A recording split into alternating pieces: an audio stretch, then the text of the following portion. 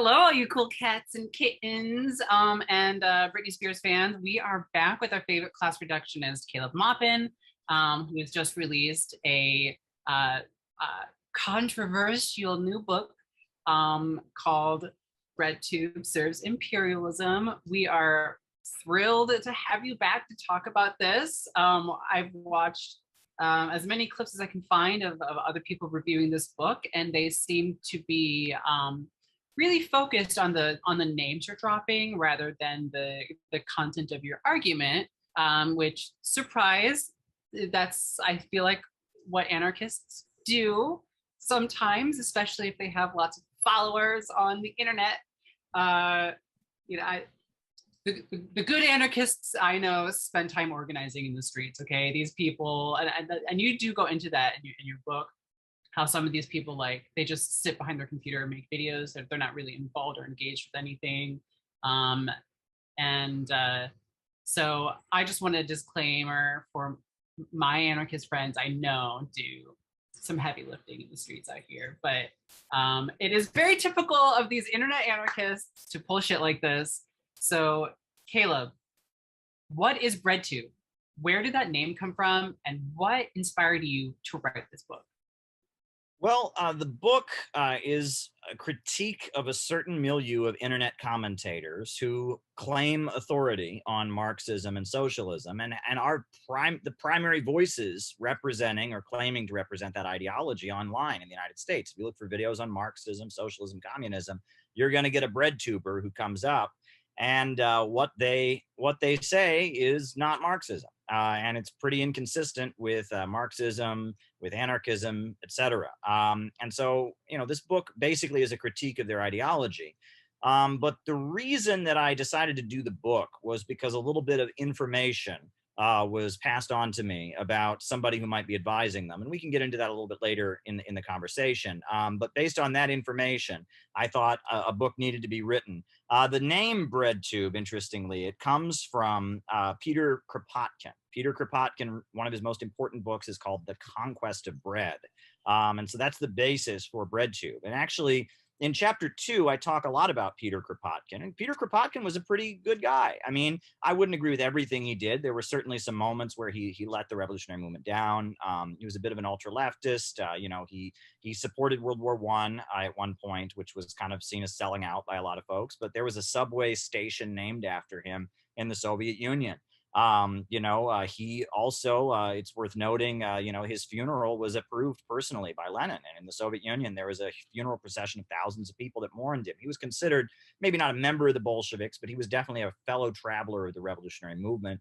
And his book is pretty good. I don't necessarily agree with his perspective, but it's not that far from Bolshevism. He focused on organizing peasants and the rural population. The Bolsheviks focused on organizing factory workers.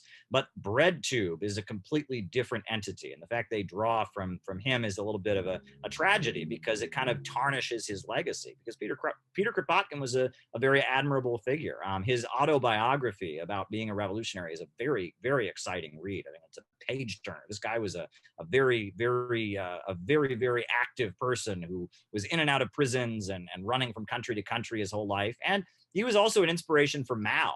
Before Mao became a communist, he was a Kropotkinist anarchist. Mao was a follower of Peter Kropotkin. He had the New People's Studies Society, and it was a Kropotkinist group in China. I actually did not know that Mao was an anarchist or even a follower of Kropotkin. I think it's interesting that a lot of people I know who claim to be an anarchist have not even read this book. It's quite an important foundation for anarchist theory, which surprises me. Yeah, and that points to the main thing, which is at the time Kropotkin was alive, the difference between a communist and an anarchist, or a Marxist and an anarchist, was mainly about who you organized. The anarchists were concerned with organizing the peasantry, and the communists were concerned with organizing the factory workers. But as we saw in China, it was the peasantry that laid the basis for the communist revolution. Mao said, "While these may not be proletarian, factory workers, we are bringing them proletarian ideology with which to get their freedom." And that was the basis of Trotsky's discounting of the Chinese Revolution, was because it was mainly peasants. And he said the peasantry is a class without a future that is not revolutionary. So, that's particularly interesting. But, the conquest of bread, or the bread book, has absolutely nothing to do with the worldview of BreadTube. I mean, I don't see the connection. I mean, the conquest of bread is about kind of organizing a more voluntary socialist society to raise living standards, to eradicate poverty, and to make sure everyone has what they need. It's basically an anarchist, it's very similar to Marxism, an anarchist version of that. What BreadTube believes, generally, I go after three particular positions that they hold. The first position is that they don't seem to understand the difference between capitalism and socialism.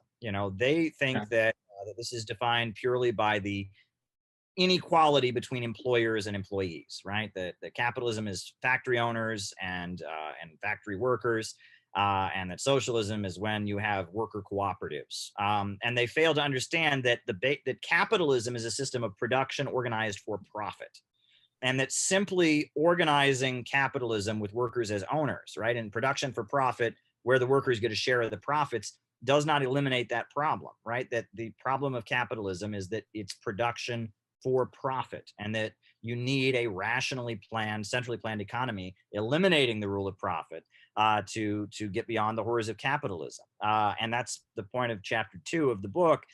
The other thing is that modern capitalism is not, it's become kind of a meme on my lives, but modern capitalism is not a pencil factory, right? Modern capitalism is not an individual factory owner exploiting an individual group of factory workers. Modern capitalism is giant cartels and big monopolies and banks that dominate the world. Modern capitalism is huge corporations that stretch their tentacles all over the globe. And Lenin wrote a whole book about this called Imperialism, the Highest Stage of Capitalism. And that if you're simply going around talking about factory owners and factory workers, you're kind of missing the point. And also that one of the aspects of capitalism that, Karl Marx talks a lot about is that, the tendency of the falling rate of profit, and the actual involvement of workers in the point of production is constantly decreasing in capitalism, right? We have a big service sector now. We have all kinds of jobs. There's all kinds of working class people who don't sell their labor on a factory floor and are not involved in creating surplus value at the point of production.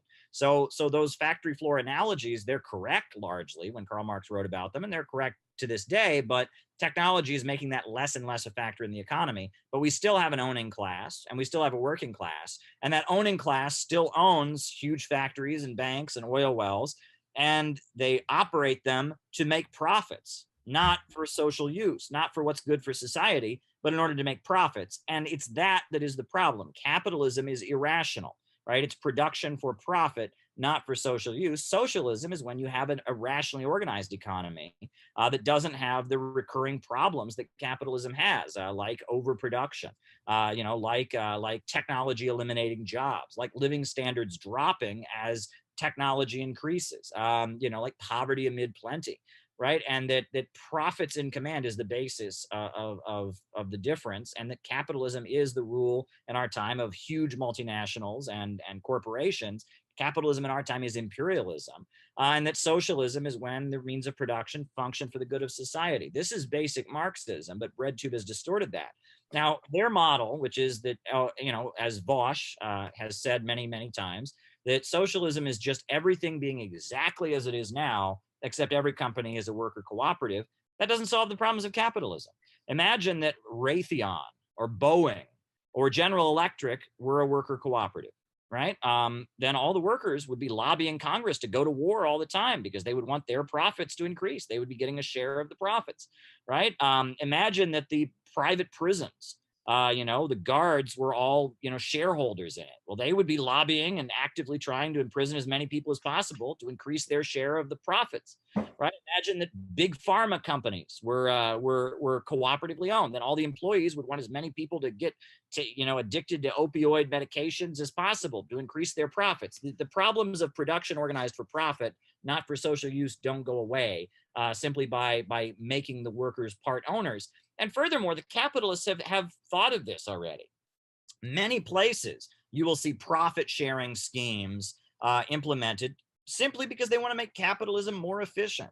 It used to be that employers in factories would pay piece wages. They wouldn't pay per hour. They would just pay you, if you worked in a tire factory, they'd pay you for how many tires got produced. And it was because of communist organizing and the labor movement that in 1938, they passed something called the Fair Labor Standards Act that said you can't do that. You have to pay a minimum hourly wage, right? And the idea that workers just get a share of the profits, right? That doesn't necessarily make conditions better for workers. Now, the BreadTube crowd would say they want total workers' democracy. Every worker has an equal share. Okay, well, first of all, we don't see that in a lot of worker cooperative places. Mondragon, for example, they often, just export, and hire out labor from Latin America and places like that. But even if you did, you still wouldn't get rid of the problem of production for profit. Right.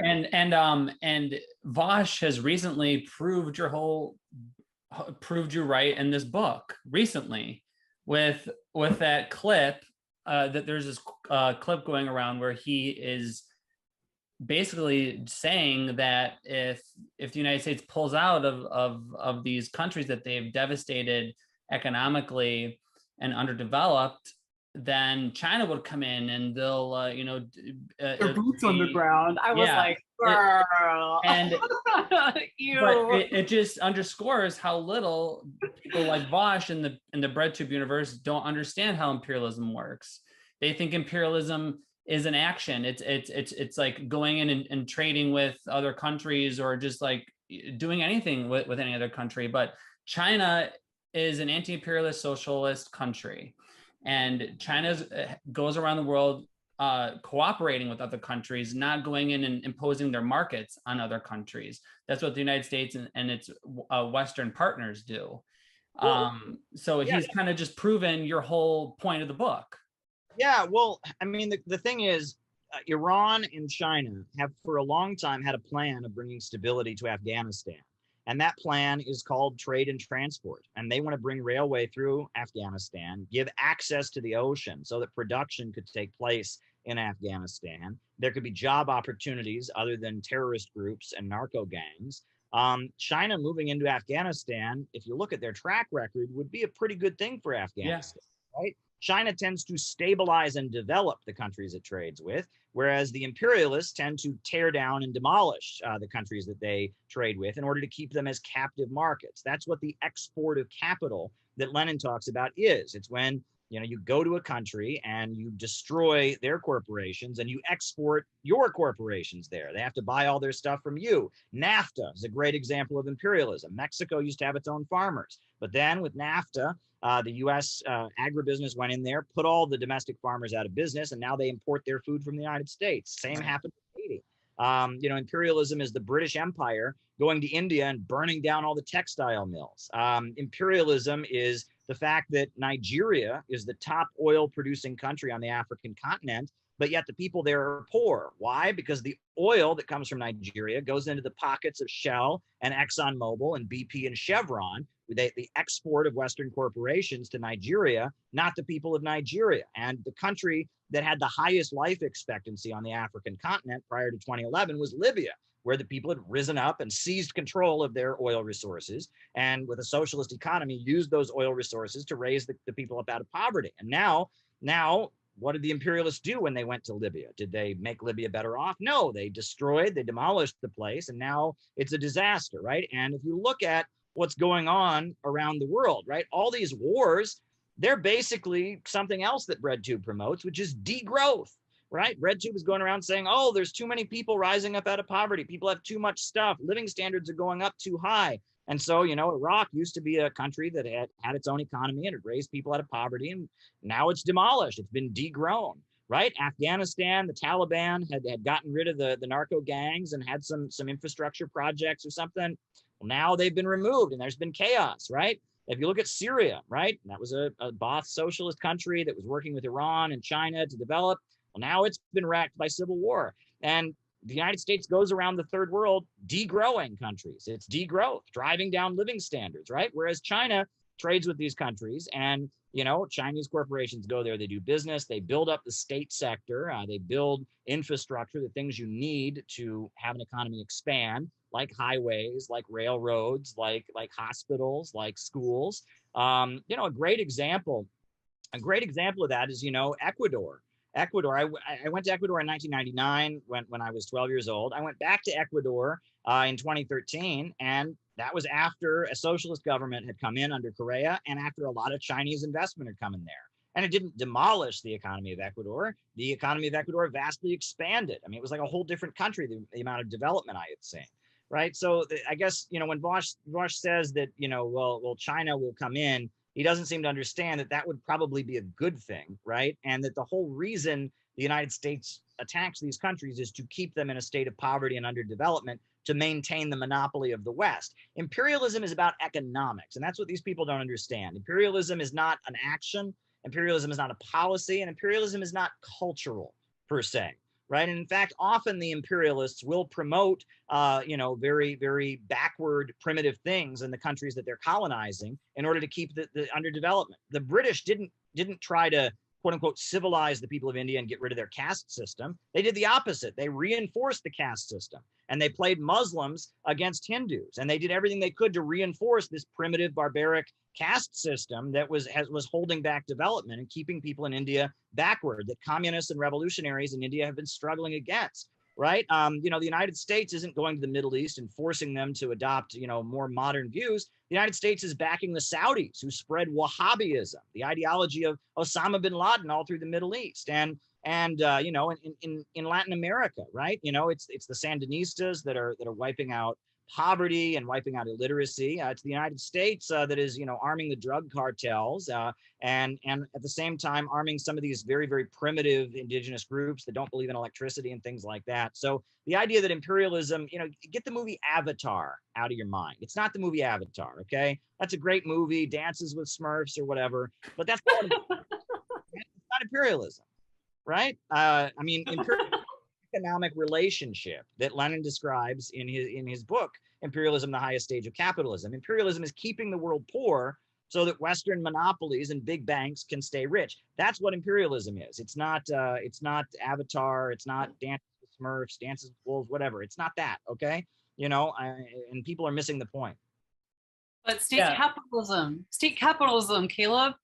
How can you be socialist if you're a state capitalist? Well, state capitalism exists. I mean, like Singapore, I would say, is a state capitalist country. Saudi Arabia is state capitalism. After World War II in Britain, they nationalized almost all of the industries and rebuilt them with taxpayer money, but then sold them off again in the 80s with Margaret Thatcher. It was still a for-profit economy. That's capitalism. Capitalism is production for capital. Socialism is production for society, right? And it was, in Britain, you had a capital-driven economy, a profit-driven economy, but you had a lot of government involvement. And Saudi Arabia is a profit-driven economy with lots of government involvement. Singapore is that. But in China, it's not that, right? You have a government that forces the economy to work in the interest of society overall, that controls the means of production, be they private, public, cooperative, whatever, forces them to work in the interest of society overall. So even though you have a private sector, it's still socialism because production is being carried out for society. That's the difference between capitalism and socialism. And that's what folks need to be clear on. And just, having an employee stock ownership program doesn't change that. And that's what these folks don't seem to understand. I think one of my favorite Bosch moments is when he perfectly describes Chinese market socialism and endorses it. He's like, oh yeah, it's a great idea. But then he's got all those other videos where he just shits on China all the time, just repeats State Department lies. What he's talking about, right? And to some people think there's a whole chapter on him. There is not. There is a chapter at the beginning called Who and What is BreadTube that talks about various personalities. He gets a couple paragraphs, but Vosh doesn't know what he's talking about. I mean, one day Vosh says one thing, the other day he says something else. He's got people advising him, okay? There are people who whisper in Vosh's ear. Vosh doesn't know Lenin from a pipe organ, okay? I mean, real, okay? He has no clue what he's talking about, right? And there are people who advise him who are academic, most likely, and have learned Marxism in a purely academic setting. I suspect one of those people is Ben Burgess, but there are other people who kind of feed Vosh talking points, and you can see there's a very embarrassing stream where Vosh has a list of quotations that prove you're supposed to vote for Joe Biden. Oh my God, I remember. And he reads them off. And he has no idea what he's talking about. No. None whatsoever. I mean, and it's embarrassing. And he has no understanding of Chinese history or Russian history. He's just reading this stuff off. And he didn't make that list. Somebody else assembled that list for him. And it's painful to watch, right? And again, Vosh doing his thing. I mean, look, we all learn, right? I mean, we all, life is nothing but learning, right? When I was in college, they would call the older folks, they'd call them lifelong learners. And other people said, well, that's not a good thing because we should all learn throughout our life. Okay, there's nothing wrong with being ignorant about it. What's wrong with it is that Vosh has been appointed by social media as the primary voice on Marxism, number one. And number two, Vosh then goes around telling people that if you are legitimately anti-imperialist, if you legitimately believe in Marxism, that you are the same as white supremacists and neo-Nazis and deserve to be murdered. Well, I'm sorry, that's a little bit problematic in my view, right? I don't think that people who defend the USSR or defend China or defend Cuba, I don't think they're the equivalent of white supremacists who murder people on the street or deny the Holocaust, right? And the fact that he makes that equivocation constantly, that is a constant theme. If you are a quote unquote tanky, you are the same as a Nazi, right? I mean, that's vile, poisonous stuff, especially when the feeling on the left is that tankies, or that people that are Nazis deserve to be killed, right? That is the feeling. And he's cultivating a whole group of people that are interested in socialism and Marxism, not only to support the continued occupation of Afghanistan, but also to believe that genuine anti-imperialists and anti-imperialist states are somehow the equivalent of Nazis. And that is very, very, very dangerous. Yeah, and I just think it's really ironic that he ignores how the party that he claims that everyone should be voting for installed literal Ukrainian Nazis. They back and supported Ukrainian Nazis. So yeah, and he cheers the Hong Kong protesters who wave dog and Trump signs. But it isn't just him. I talk about January 6th in this book, and I talk about the fact that on January 6th, that was a pro-imperialist crowd, right? I mean, that was the Falun Gong, the anti-Chinese fanatics of the Epoch Times. That was Miami Cubans and anti-Venezuelan, exile kind of people. That was, the Unification Church and the Moonies were there. Shah supporters from Los Angeles who want to overthrow the Iranian government. That was a pro-imperialist crowd. But Joe Biden, in his State of the Union, linked that crowd with China, right? Throughout the speech, he referred to anti-imperialist states as autocracies and autocrats. And then he ended his speech by saying, we in America, after January 6th, we overcame insurrection and autocracy. And that is the talking point, to equate the far right and Trump with anti-imperialist countries, right? And this comes from the top. I mean, this narrative that somehow if you're an anti-imperialist, you're the same as the American far right or the same as white supremacists. This comes from the top. And it's a very dangerous narrative. And you'll notice that, there were Israeli flags all over that pro-Trump crowd. Yeah. The Likud supporters, people that were big supporters of the Likud party and Netanyahu came out in big numbers. You never saw that on CNN.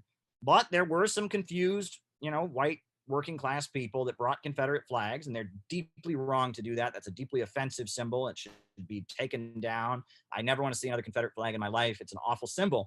But the fact that it focused on them, it's like, working class people are the enemy. Average middle Americans are the enemy. They're all racist. They're all sexist. They're Euro settlers. They're privileged, and they need to be taken down a peg or two. That's strategic, right? That BreadTube and Biden are aiming for middle America. They think middle America is the enemy. They want to drive down living standards. They call for degrowth, and this is very dangerous stuff. And so, of course, middle America, average working people who see an attack on them coming and are being told that they're bad and that they deserve to be poor, of course they're turning to the right because the left is giving them the middle finger and the right is pretending to care about them. Well, we know Trump is a demagogue and that his movement, Betsy DeVos is not, she doesn't care about the working class. Neither does Bernie Marcus, the owner of Home Depot. Neither do the fracking companies, right? Neither does the PayPal guy. What's his name? I don't remember what his name is, right? He was a big Trump supporter. They don't care about America's working families. But when the left is hostile to the working class and says that working people fighting for their rights is class reductionism and fascist somehow, you can see why the right-wing demagogy works. These two groupings, the right wing and the synthetic left, they feed off of each other, right? So there you go. Yeah, no, this actually leads into my next question, because the last thing that the ruling class wants is the working class uniting together against our low-wage police state and replacing it with a government of action that fights for working families, which you say all the time, which is what you call for, which all socialists should be calling for. How does BreadTube act as a counter gang for the imperialists in helping to stop this from happening? Well, I end the book by quoting from Marx's pamphlet, The 18th Brumaire of Louis Bonaparte, where he describes the Society of December 10th, this counter gang built by, Louis Bonaparte or Napoleon III to kind of carry out his coup in 1851 in France.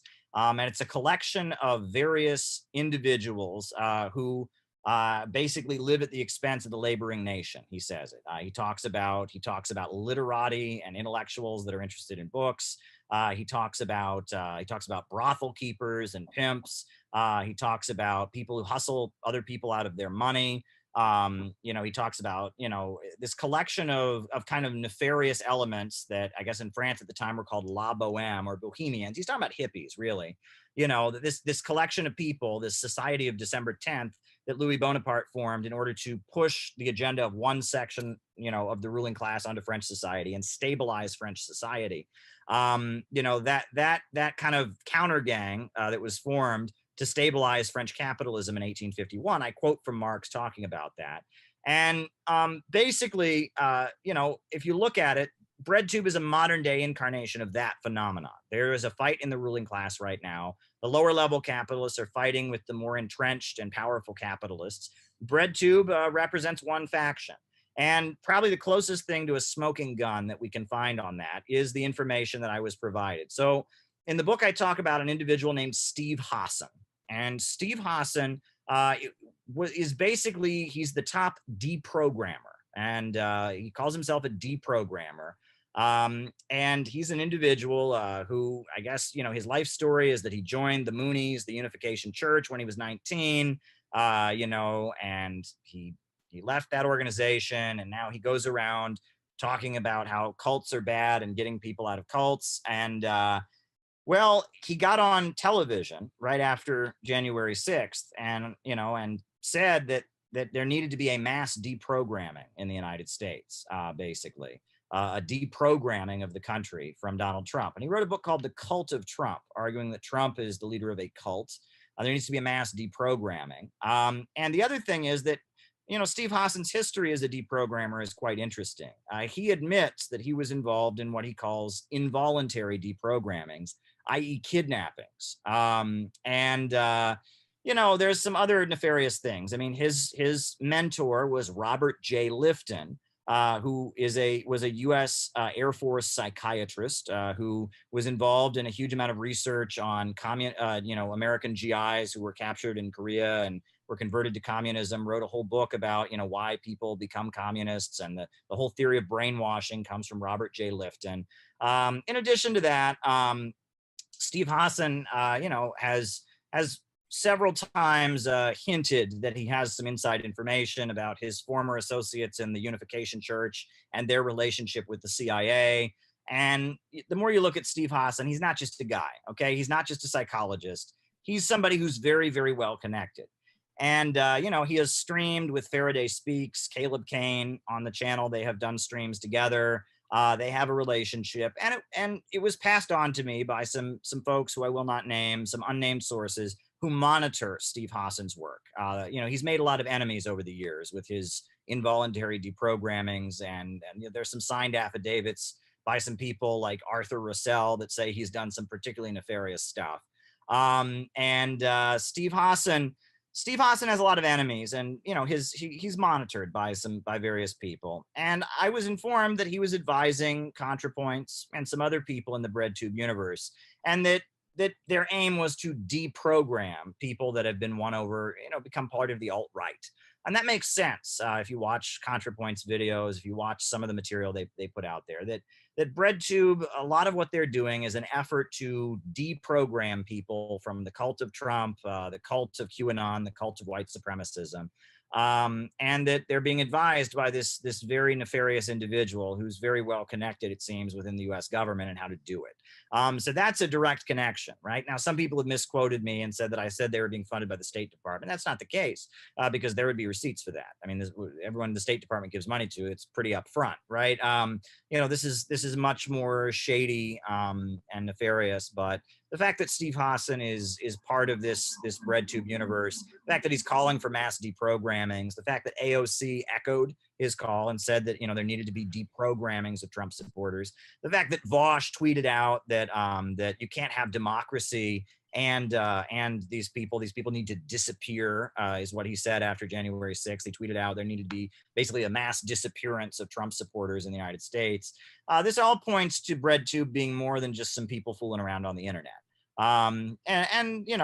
Again, right, there's no smoking gun, and that's not the point, right? The point is that with their ideology, with their distortion of Marxism, with their inciting people against genuine anti-imperialists, that they are serving imperialism, with their promotion of degrowth and the idea that the problem of climate change is a problem of fossil fuels. We need to get beyond fossil fuels. We need fusion energy.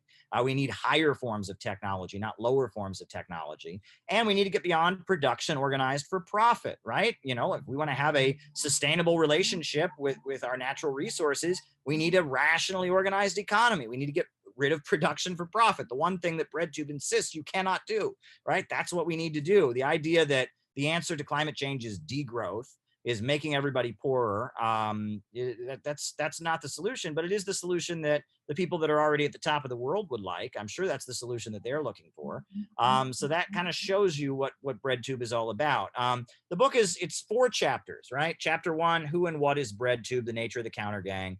Chapter 2, understanding capitalism and socialism. Chapter 3, Nazi. I talk about what fascism actually is. I quote R. Paul Dutt, the great Marxist theorist from Britain, and his writings on fascism. I quote, Georgy Dimitrov, and I explain what fascism actually is, and how, Contra Points and others have got this very silly middle-class definition of fascism that comes out of the New Left of the 1960s.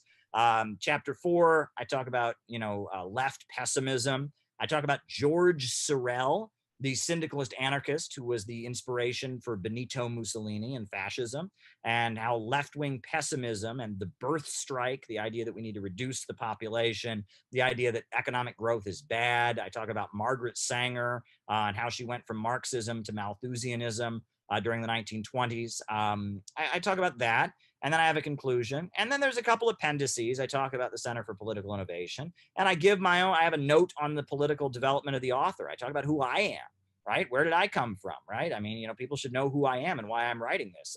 So yeah, it's a short book. It's 200 pages, but everyone who's actually read it seems to like it. So there you go. Lots of good reviews. Lots of people who haven't read it don't seem to like it, but who's read it seems to like it. And as I've said before, I'll say it again, there is not one honest criticism that I've heard yet, right? Not one. Okay, I have heard there have been a number of criticisms directed at the book that are just total distortions. I mean, people are claiming I don't support Chelsea Manning because in the section describing H bomber guy Harris Michael Brewis, I mentioned that he streamed with Chelsea Manning.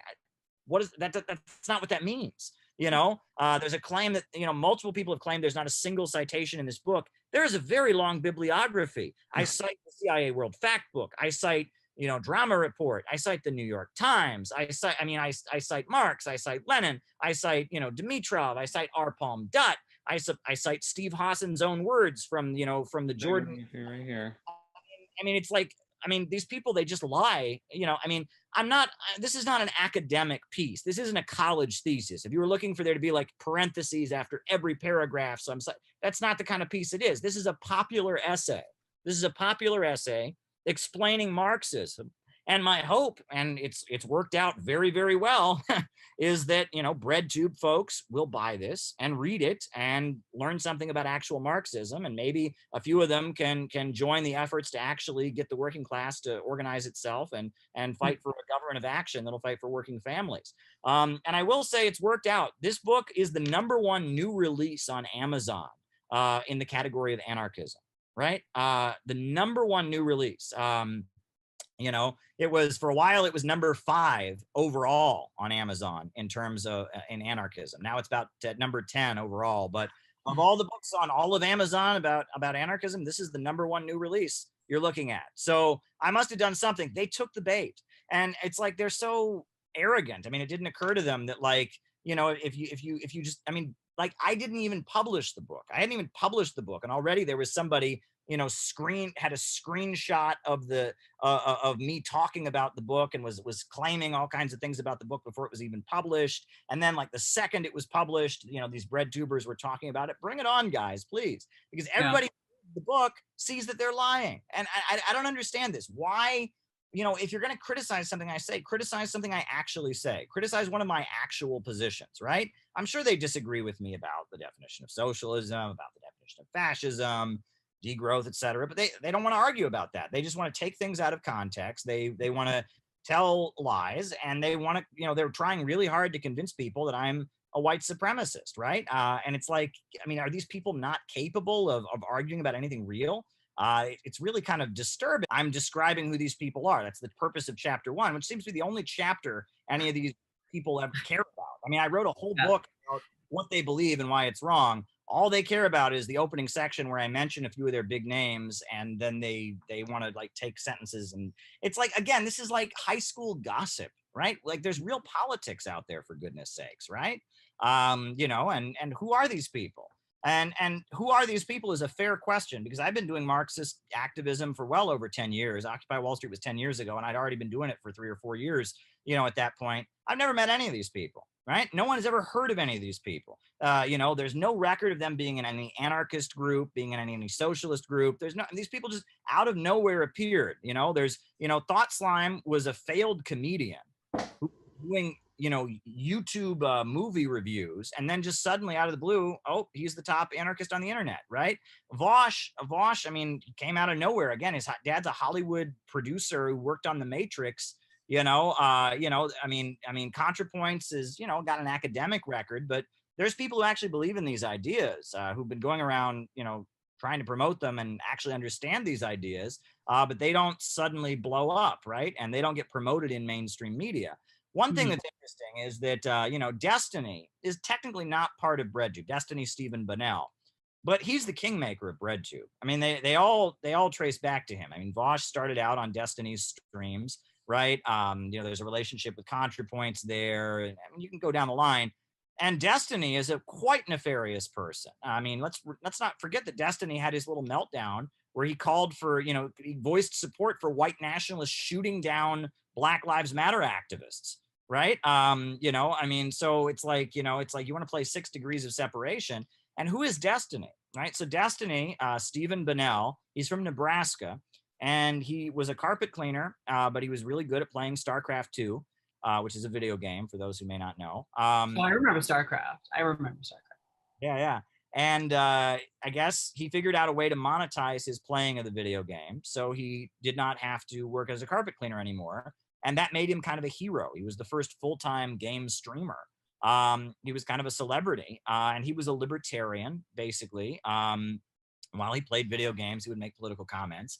But then, right around the time Trump got elected, it was announced on a number of mainstream media outlets, it was like a news item, that Destiny, this notorious troll, is going to be, debunking the alt-right and all of this. Very interesting. And all of a sudden, Destiny started debating people on the alt-right and arguing with them. And again, he's kind of a nefarious figure. And again, he's said some very strange things. Let me tell you, I didn't even know who BreadTube was. I'm a news reporter. That's my job. I'm a news reporter. I'm interested in Marxism and all of that. The only reason I know who BreadTube is because of the fact that randomly I was reached out to by Caleb Kane, Faraday Speaks, because they wanted me to debate Destiny about communism. And I had never heard of Caleb Kane, Faraday Speaks, and I had never heard of Destiny. So I looked up both of those people, and then I asked, younger people that I know, who is it? And they're like, Destiny? You're going to debate Destiny? I mean, he's got hundreds of thousands of. I thought, okay, I did it, and I mean, I wiped the floor with Destiny. He didn't know what was coming. I mean, the debate we had, it was basically it functioned on. It was he came in with the assumption that socialism had never worked anywhere, and that anyone who claimed it did would just be outrageous. And I sat there and we went back and forth back and forth where I was just talking about Cuba's achievements, talking about the Soviet Union's achievements. And he just sat there, you know, again, with this arrogance, assuming that there could be no possible argument in favor of socialist central planning. And he just fell apart. And at one point, you know, I was citing Cuba's life expectancy, and he said, "Oh yeah, what does life expectancy prove?" And I said, "Oh, you know," and that doesn't matter. Yeah, I mean, even a lot of his own fans were kind of like blown away. They didn't expect me to do that well. So then all of a sudden, I was starting to get all kinds of messages and all kinds of things from this whole universe that I heard about called BreadTube, which I'd never heard of. And again, like, you know, I've been doing socialism, socialist activism, and the socialist community for years. I'd never heard of any of these folks. There's this huge online community. So after a while, you know, I ended up, you know, I saw that this Vosh person was going around promoting the idea that tankies, i.e. people who defend the Soviet Union, like Albert Einstein, like the Black Panthers, you know, are the same as Nazis. So I debated Vosh, and, you know, there you have that, right? And so I guess this is an important thing. And people ask me, why did you write a whole book, right? That's one criticism I've gotten. People say, why would you write a whole book, you know, about internet drama? Well, I didn't write a book about internet drama. I wrote a book about socialism and communism. And the reason I wrote a book directed at the BreadTube view is because more people listen to BreadTube than any socialist or communist group in the United States. You know, I mean, name the communist group. More people are listening to Vosh and Contra Points and Thought Slime than are listening to the RCP, than are listening to the Workers' World Party, than are listening to the, you know, the Socialist Workers' Party, the Socialist, you know, the alphabet soup of parties. Nobody listen. None of them have as big of an audience as BreadTube does, right? Yeah, and right. audience mainly younger folks, and so if they're putting out a message and a viewpoint in the name of socialism and Marxism that is pro-imperialist, it is our job to counter them. And I quote Vladimir Lenin, where he says, exposing these opportunists and social imperialists is our duty. It is our duty to expose and challenge. You know, some people might confuse BreadTube with social democracy. People who advocate social democracy or social democrats with BreadTube. And let's really break this down and let's compare and contrast them, because BreadTube seems to be a more dangerous ideology, as you point out. So how is it so? Okay, well, on the left, like, let's just start at the beginning here, right? Among people that are against capitalism, you generally have three categories: anarchism, communism, and social democracy, right? You know, communists, they seek to seize political power. They seek to take control of the state, to create a proletarian state that can organize the means of production rationally, have socialism, which eventually can lay the basis for a higher stage of communism, a stateless classless world. Anarchists, they seek to get beyond capitalism without state involvement. They reject politics, right? Anarchists, they want to form cooperatives. They want to have a great general strike. They favor direct action, the employer versus the employee. They reject the struggle to seize political power. They don't vote. They are into direct action. They reject politics, right? They are the ultra left, right? And then social democracy, they're the folks that say, well, rather than having a revolution or a seizure of political power, we can have capitalism just kind of gradually turn into socialism, right? The movement is everything, the goal is nothing. Edward Bernstein is probably the most prominent articulator of the social democratic viewpoint, that socialism is simply the sum of reforms, right? One day we'll have free healthcare, the next day we'll have better protections for labor unions, next we'll do this, and one day all of these little day-to-day progressive reforms will just kind of add up into socialism. That's social democracy, right? And that's the viewpoint of the Labour Party in Britain. That's the viewpoint of the French Socialist Party. That's the viewpoint of, the German Social Democratic Party. That's the viewpoint of a lot of the leaders of DSA. That's what they think, right? Is that gradually, Western capitalist countries, through one step at a time, through people voting and coming into the political process, we're going to gradually have socialism. And on top of that, they tend to believe that the Western capitalist countries, because they're the most quote unquote democratic, and because they have, the bigger labor unions and stuff, that they're further along to socialism than the third world countries. So when we meddle in third world countries and overthrow governments, that's good, because we're making them more like the West, which is the furthest along in the road to socialism. That's social democracy. Well, social democracy, that viewpoint, it's not a revolutionary viewpoint because it's pro-imperialist, and it's also, it's not, it's not Marxist. It's not, it doesn't seek, the seizure of political power. It sees capitalism just kind of naturally turning into socialism one step at a time. But they still believe in historical progress, and they still want the means of production to be controlled by this working class. They still want to eventually create a planned economy. They just want to do it. They see it happening very gradually. And they're pro-imperialist in the process, but they believe in technological progress. They believe the human race is moving forward and advancing. So it's a watered down pro-imperialist version of Marxism. What BreadTube believes is not anarchism, it's not communism, and it's not social democracy. BreadTube, they believe that there are too many people in the world, that human beings have gone too far. It was better off when we all lived in caves as hunter-gatherers. Furthermore, they believe that you should not have a rationally planned economy. You should have individual worker co-ops that are formed on a voluntary basis. That's not social democracy. Historically, one big difference. Historically, social democrats tended to oppose kind of militancy. During the 1930s, the Communist Party pushed sit-down strikes. They wanted workers to occupy their factories. Well, the conservative AFL leaders that were in the Socialist Party said, oh, that's too radical. Don't do that. You're breaking the law when you occupy your factory. Well, the communists wanted more militant activism. Social democrats were always the ones saying, cool down, don't get too radical. Let's all just vote for the Democrats and hope that one step at a time. That's social democracy. BreadTube, they don't say that. They don't say slow down and all of that. They say the opposite. They want to escalate the confrontation with the right wing to a point of violence at a time when the right wing is far better armed, right? Has far bigger base among the population. They basically say, oh no, we can't argue with Trump supporters. Oh no, we can't argue with people who believe in QAnon. The only answer to Trump supporters and QAnon people is violence in the streets. They want Antifa, they want street fighting and all of that. And if they are successful in fomenting the violence and chaos and civil war they seem to want, there will be one of two things that will happen. One is there will be a huge crackdown on all political activism in order to bring stability. Or two, the right wing and fascism will just win, right? And neither of those things are desirable, right? Escalating tensions in the streets with these folks right now is not a good thing to be doing right now. At this point, there are many Americans who have been taken in by right-wing demagogy.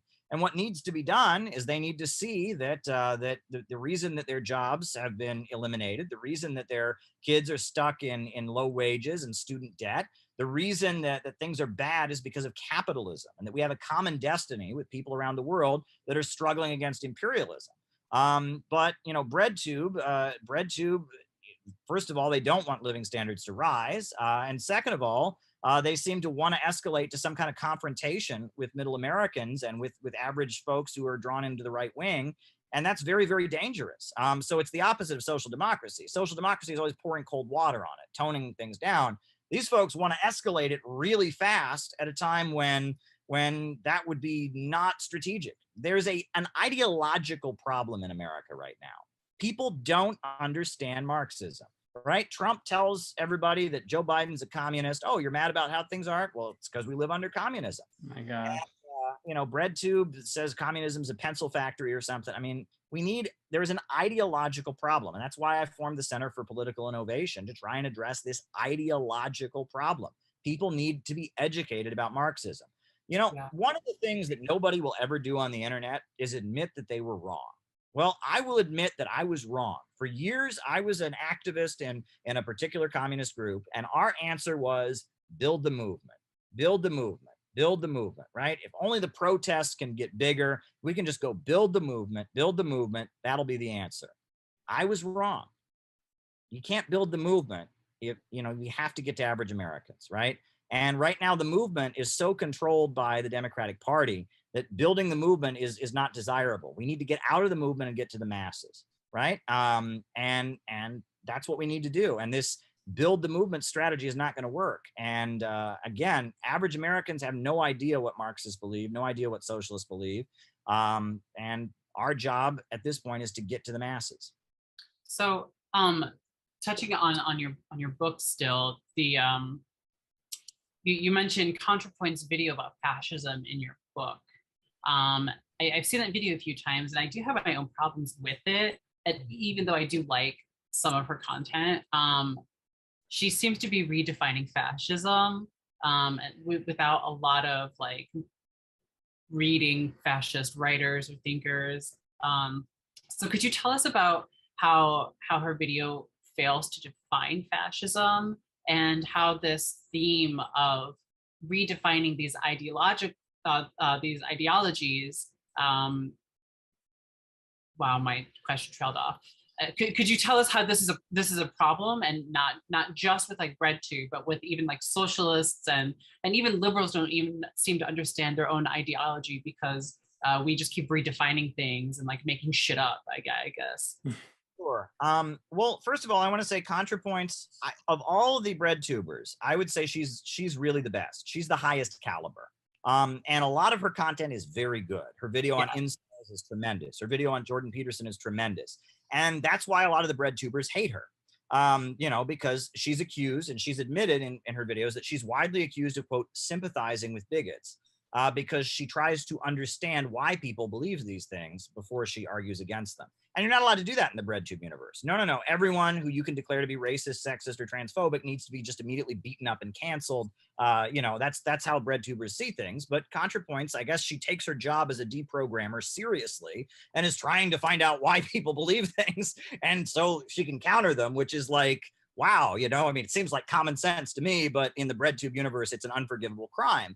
And she's been canceled many times. And, you know, I mean, God, so many times. Yeah, and she herself is trans, but the trans community has canceled her simply because she questions aspects of what it means to be trans, you know. And she's, you know, given her opinion on debates within the trans community in ways that other trans folks don't approve of. But her video, the video that made her go viral, the video that made her famous, is this video called How to Spot a Fascist. And that video is beneath her. That video is trash, okay? It's just utter trash. And I'm sorry, she can do way better than that. And she has done way better than that since then.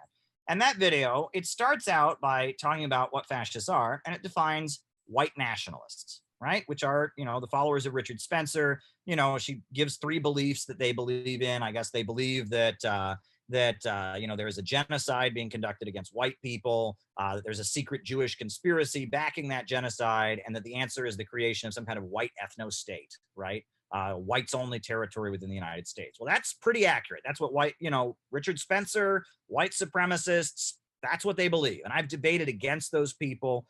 In Russia, somebody with that view confronted me, and I destroyed that viewpoint. And I debated against Eric Stryker, and I debated against Michael Enoch, and I debated against, in person, mind you. I had an in-person debate with Augustus Sol Invictus. I have demolished that viewpoint, but that is what white nationalists believe. So then from there, after she defines what white nationalists believe, she then from there, argues that all over the internet, there are all kinds of people that are white nationalists that are pretending to be Trump supporters, pretending to be conservatives, pretending to be other things. And they're actually white nationalists. And the way you can tell is by these secret hand signals that they're giving and these secret emojis that they're using. And of course they'll disavow and say they disagree with white nationalists. As she says in the video, "I am not a fascist" is exactly what a fascist would say. And it's a little bit delusional. I mean, this is on the level of some John Birch Society stuff. There are white nationalists out there. I would argue there's many other white nationalists are fascists, but there are many other fascists out there. There are many people on the right who are advocates of anarcho-capitalist libertarianism, but have a fascistic streak. There's people that are into the traditionalism and Julius Evola. The white nationalist current is not the only current of far-right or fascistic politics in the United States, mind you. On top of that, this country has like tens of millions of people who voted for Trump. Right? And not all of them are secret white nationalists, but according to Contra Points, they are, because certain phrases like Western civilization, criticizing, repeating anti-immigrant bigotry kind of talking points, all of that makes you part of this secret cabal of white nationalists. And that's delusion, right? I mean, I'm sorry, but there's a lot of people that are conservative. There's a lot of people on the left who are anti-imperialist. I mean, there's many, many different viewpoints out there. And to argue that all these people who use the wrong hand sign or use the wrong hand gesture or whatever, are all part of a vast secret white nationalist plot in order to carry out the politics of Richard Spencer. It is the most naive and stupid viewpoint I've ever heard. I mean, this is not rational, right? This is like, this might make a good movie or something, but it's not reality. I'm sorry. And also it doesn't understand what fascism is. And, you know, Arpalm Dutt and Georgy Dimitrov and the communist movement has long explained what fascism actually is. Fascism is when there's an economic crisis in capitalist society and a section of the ruling class seizes control of the government in the hopes of stabilizing society. That's Bonapartism. But fascism is a particular form of Bonapartism in which they do it by mobilizing mass destruction, violence, and terror to stabilize the economy. Adolf Hitler, Benito Mussolini, Pinochet, Franco in Spain. It is a mass mobilization of violence and terror by one section of the ruling class carried out to stabilize capitalism. That's what it is. And the ideology is irrelevant. Sometimes, you know, Mussolini, he called himself a futurist, right? He was a futurist, but he carried out mass violence and terror to stabilize Italian society. You know, the Nazis, they were all about knights and castles and Germany and Wagner, but they mobilized mass violence and terror to stabilize capitalism, right? Franco, his followers, they thought they were syndicalists, right? They were national syndicalists in Spain, and they drew from the anarcho-syndicalist teachings as well as mystical Spanish and Roman Catholic. But at the end of the day, they mobilized mass violence and terror to stabilize capitalist society. That's what fascism is. And, you know, the hand signals, the dog whistles, the words are irrelevant, right? It doesn't matter what fascists say, it's what they do that makes them fascists, right? That's what makes them fascists, right? And that's what they don't get, because fascism is a problem rooted in capitalism.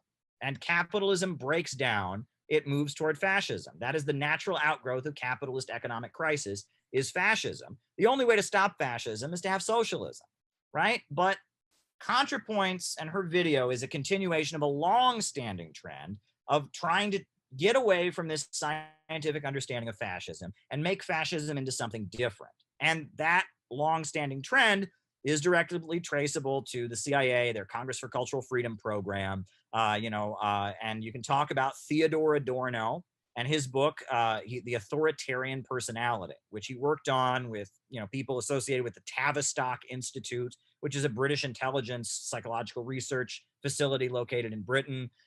Theodore Adorno was promoted by the CIA in Der Monat, which was the CIA-funded socialist magazine in Germany. And it's this whole book that they wrote about how fascism is, it's a certain personality type. It's psychological. And if you're the kind of person who believes in truth and would go and fight and die for a cause and thinks that there's clear right and wrong in the world, you have an authoritarian personality. And that's the cause of fascism. Well, that's ridiculous. I mean, I'm sorry. I mean, that's ridiculous. But if you read The Authoritarian Personality, one could just as easily be describing communists as describing fascists. And it's basically, if you're not a postmodernist, if you believe in right and wrong, if you believe in truth, if you have principles, if you want to live a life, doing the right thing and sacrificing for a cause, you're a potential fascist and you're a dangerous person. That's what Adorno argues in his book. That has nothing to do with the Marxist scientific understanding of fascism, but it has a lot to do with people that would want to protect the liberal society from those who might want to challenge it from either the left or the right. Exactly. Yes, that's I remember when that video came out and like it was really, really popular and like Trump got elected and everybody was like, oh no, we live under fascism suddenly. And I just remember being really that didn't sit right with me, because they're just assigning the symptoms of capitalism a new name, and they're blaming it on Trump, and they're kind of absolving like Democrats for some of their racist nonsense and some of their contributions to the quote unquote fascism they prescribe to Trumpism or whatever. It's like they're cut from the same cloth, and it's so I think it's really reductive. I think it's kind of dangerous to just not to separate like the Democratic Party from any of these things. That's the thing about Contra Points video, right? So yeah. if an average American worker is a secret Nazi because they say, I love my country, what about Joe Biden getting up in front of people and saying, poor kids are just as smart as white kids? Yeah. I mean, but he's Joe Biden, right? Or what about Hillary Clinton talking about super predators, right?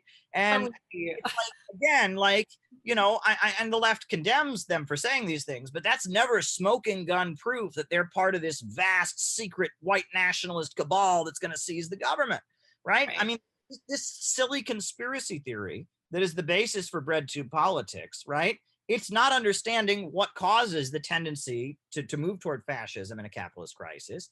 And, unfortunately, BreadTube aren't the only people promoting this kind of nonsense. There's a movie, the Spike Lee movie. I like Spike Lee's movies, right? His movie Malcolm X is very good, I thought.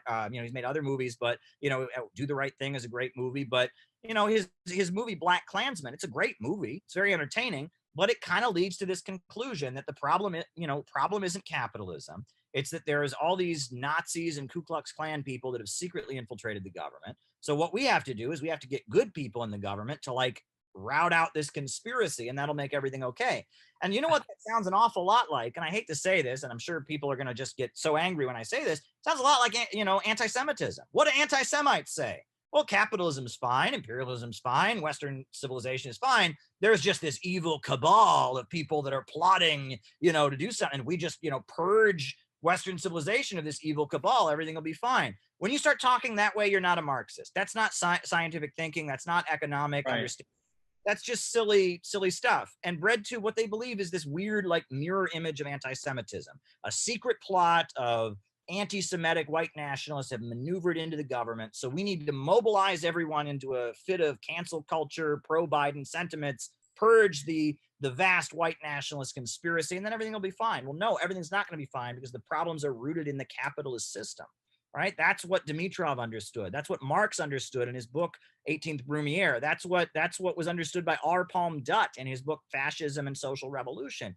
And that's what Marxism offers. Marxism explains all of this. And that's why we need Marxism. Look, what BreadTube says, their critique of capitalism comes down to, that some people have more money than others, and that's unfair. Or some people own factories, other people work in factories, that's unfair.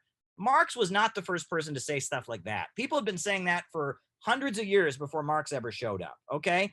Marxism doesn't say that capitalism's immoral or unfair. Marxism says that capitalism is unsustainable, and it understands the way capitalism works. It understands, production for use, for production for profit rather than social use. It understands the general law of capitalist accumulation. It understands the problem of overproduction and the tendency for the falling rate of profits. Marx did not go around saying, "Oh, you're the factory owner, you're the worker. That's unfair." That's not Marxism, okay? That's moralism, and it's correct, but it's not Marxism. Marxism is scientific. It brings with it a scientific understanding of how capitalism works. And these people don't have that at all. And are working actively to obscure it.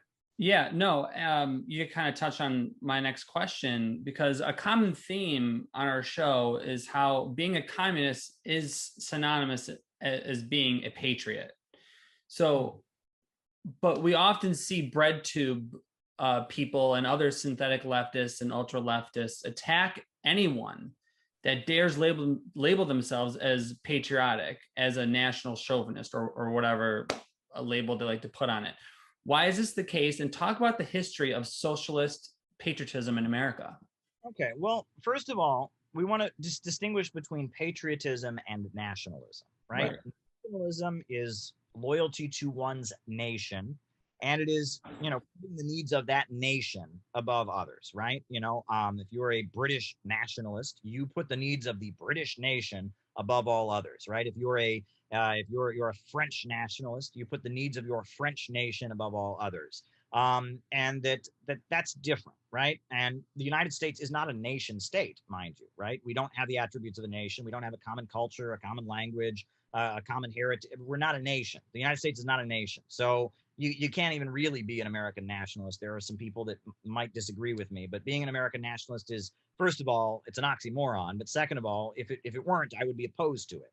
Being a patriot is different than being a nationalist. Being a patriot means you want what's best for the country you live in, right? Being a patriot, like a patriot, it's kind of like, when you have a family, right? You just want what's best for your family. But that means that you want your family to get along with other families, right? That means that you want your family to live in a neighborhood that's prosperous, in a country that's prosperous, in a world that's prosperous, right? You know, you're not a chauvinist. You're not going around saying that your family is better than other people's families and putting down other families. You're just saying that I want what's best for my family. And being a patriot simply means you want what is best for the country in which you live. Okay, that's all it means. It means you want what is best for a country, the country in which you live. And if you are a communist, you are the truest patriot, because the only way things can get better for the country in which we live, the United States, is for us to end imperialism and for the imperialist capitalist system to be dismantled. The only way things can get better for the United States is if we have friendship with countries around the world. The only way things in the United States can get better is if we have a system where production is organized to meet the needs of the people, not the profits of a few. So we communists are the true patriots of America. In the Little Red Book, there's a chapter called Patriotism and Internationalism. And Mao Zedong points out that there is no contradiction between patriotism and internationalism. The only way to truly be a patriot, according to Marxism, is to be an internationalist. The only way to want what's good for your country is to want your country to be at peace and cooperating with other countries in the world. And the only way to truly be an internationalist is to want your country, as well as other countries, to live in peace and prosperity. There's no contradiction between patriotism and internationalism. And that's what we need to be clear about. And in the United States, communists have historically been patriotic. They have rejected national chauvinism. And I hate national chauvinism. Great example. You know, my whole life I've heard, this is the greatest country in the world. This is the greatest country in the world. Well, that's not a good statement, right? You're putting down other countries. You're arrogantly assuming that yours is the best. It's rather boastful. And on top of that, no one can ever tell me why, right? No one, like, what, did you do the math? Like, we have more money than other. No one can ever tell me why we're the greatest country, you know. But we are because we are. And if you don't think that, well, what are you? You must be brainwashed, because everybody knows this is the greatest country in the world. Well, you know, that's not something we need to get rid of. But, you know, communists historically in the United States, they have been the ones that fought for civil rights. They've been the ones that fought to abolish slavery. They fought for the rights of women to vote. They fought for the labor unions, and they did it in the name of building a better country. Look, I mean, during the 1930s, the Communist Party USA, they had Abraham Lincoln's face at everything. They, you know, when they fought in Spain, they called their brigade the Abraham Lincoln Brigade that fought in Spain. That was the American communists. Thousands of them went to Spain to fight against fascism. It was the Abraham Lincoln Brigade. You know, they used to talk about how, you know, if Marx, if Washington and Thomas Jefferson and Abraham Lincoln were alive today, they would be members of the Communist Party. And that was the big part of the Popular Front approach of the communists during the 1930s, was making clear that they were the inheritors of the progressive side of American history. And ultimately, this is what communists should do in any country. Okay, you know, if you're a communist in Brazil and you want to lead Brazil, you don't go around saying fuck Brazil, right? If you're a communist in Peru and you want to lead Peru, you don't go around saying fuck Peru, right? That's, you know, if we want the American working class to put us in charge of society and give us the ability to make a socialist economy, we need to get them to understand that our goal is to make their lives better, that our goal is to improve their conditions. This should just be politics 101. But when communism becomes this teenage edgelord thing, right? When it's more about telling your mom and dad to go screw themselves, and, you know, then it's something different. But at the end of the day, right, communism as a serious political movement in any country in the world is about making a better life for people by dismantling capitalism and imperialism and having a rationally planned economy to serve public good and not profits, right? And it is the ultimate expression of patriotism in any country in the world. And, you know, I mean, read the letter that Abraham Lincoln wrote, or I'm sorry, read the letter that Lenin wrote to the American workers. Right. 1919, Lenin wrote a letter to the American workers. And what did he say to them? Did he say, oh, you're a bunch of rotten Euro settlers?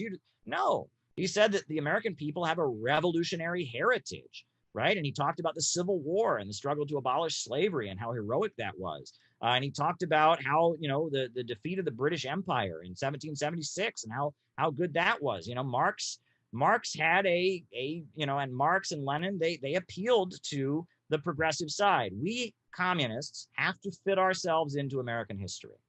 We can't, Americans are never going to adopt an ideology from another country, right? And if we want to be taken seriously in this country, we need to fit ourselves into this country and show that we are what's good about America. We represent the good part of American history, and that socialism, when it comes to the United States, it won't be the importation of Mao Zedong thought or Kim Il-sungism or Fidel Castroism. It will be the John Browns and the Harriet Tubmans and the Malcolm X's and the Dr. Martin Luther Kings. It'll be that side of American history, the legacy of progressive struggle, taking hold and becoming the government. Exactly. And I couldn't agree more, because in order to unite the masses, we must win back what it means to be a patriot. And that means we must challenge the ideological worldview of American exceptionalism on the right and on the synthetic left. And being a patriot isn't just slapping a bumper sticker on your car or cloaking yourself in the flag while blindly supporting what our imperialist leaders are doing abroad. So-called socialists that burn the flag and claim that those that love their country are fascists, while spewing hatred for average Americans, are the opposite of what socialists are. And to be a patriot is to be a dissident. That means holding our government accountable to the supposed aspirations and values it claims to uphold. It also means wanting to unite the working class masses to overthrow our bourgeoisie dictatorship and create a worker state to ensure that our fellow proletarians in and outside our borders are protected and cared for. Because the only way to accomplish this ultimate goal is to root our patriotism in our rich American proletarian history and culture. Patriotism and communism are interlinked because both are tools of unity and liberation of the masses from a historical and collective enemy, the bourgeoisie. I agree. And that was my thought on that. And I know that you are also doing a big conference on this Saturday, correct? Yes, we're going to be having a web conference for the Center for Political Innovation on the topic of socialist patriotism. And I'll be there. I'm not going to be one of the speakers, but we're going to have a veteran to talk about veterans issues. We're going to have a speaker on Abraham Lincoln and his relationship with Karl Marx. We're going to have a speaker on Thomas Paine and his legacy. And it's going to be a pretty good web conference. So I hope folks tune in. It'll be on my YouTube channel. It'll be on the Center for Political Innovation Facebook page, streaming. Should be good. Well, Caleb, I think this is a great place to wrap up. Like you just said, I think people should tune into that web conference. I'll be tuning in. And before we wrap, let people know where they can find your work. Oh, well, sure. Well, my book is available. It's, wherever books are sold. And on top of that, folks can, check out my website, calebmaupin.com. One thing I do want to say is, socialist movement, get your shit together. Yeah. I'm the first guy. Seriously, more people are listening to BreadTube talk about, socialism than any other source in the United States right now. Far more people are listening to them than any other source. So there, if Lenin was alive today, he would be writing a book about BreadTube. If Marx was alive today, he would be writing a book about BreadTube. Mm-hmm. We have a group of opportunists out there speaking in our name all over the internet, and people haven't written books about them, right? So if anything, there should be hundreds of books about BreadTube, right? In the 1930s, if something like BreadTube existed, the Communist Party would have hundreds of pamphlets out, they had many pamphlets on Norman Thomas, many pamphlets on anarchy, it needs to be answered. So, this is our responsibility as a movement, and we can't let these forces, dominate, right? And it's, we can knock them down and criticize them all we want, but at the same time, if we don't step up and do our part, and not just in terms of writing pamphlets and books or making videos, but actually in terms of building real organizations that can meet the needs of the people, if we can't step up and do that, we're kind of shirking our responsibility. So there you go. That's my argument. I hope I don't come across as too grumpy there, but we love grumpy Caleb. For being grumpy. Grumpy Caleb is our favorite. Grumpy Uncle Caleb is always invited to the Red Lettuce to sound off about whatever he wants. All right, very good. Thank you so much, Caleb. Yep.